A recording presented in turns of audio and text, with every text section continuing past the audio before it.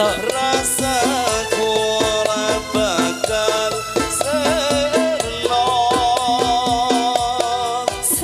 senadyan nyawa boncat saka raga wis tresna ra bisa dipisahno yen wis tresna ora bisa dipisahno.